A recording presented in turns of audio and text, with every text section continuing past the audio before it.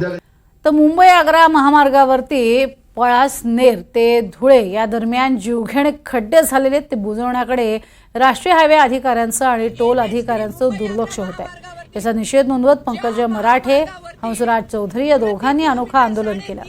दोघांनी महामार्गावरतीच आंघोळ करत लक्ष वेधून घेण्याचा प्रयत्न केलाय।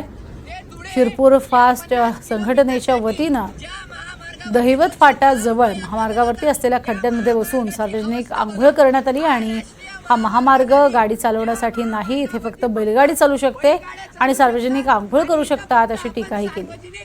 आंघोळाचा आनंद घेऊ शकतो याच्या व्यतिरिक्त हा रस्ता कुठल्याही कामाचा नाही।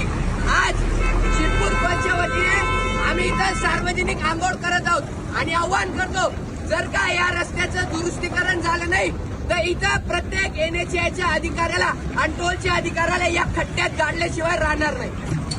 मित्रांनो, आता आम्ही आलेलो आहे NH3 मुंबई आग्रा महामार्गावरती। ज्या महामार्गावरती प्रति किलोमीटर 3.5 रुपये घेतले जातात, टोल आकारला जातो। शिरपूर ते धुळे या 50 किलोमीटर साठी ज्या महामार्गावरती 210 रुपये आकारले जातात, त्या महामार्गाची अवस्था बघा। हा राष्ट्रीय महामार्ग नाही, या महामार्गावरती फक्त बैलगाड्या चालू शकतात आणि इथं फक्त आपण सार्वजनिक आंघोळाचा आनंद घेऊ शकतो। याच्या व्यतिरिक्त हा रस्ता कुठल्याही कामाचा नाही।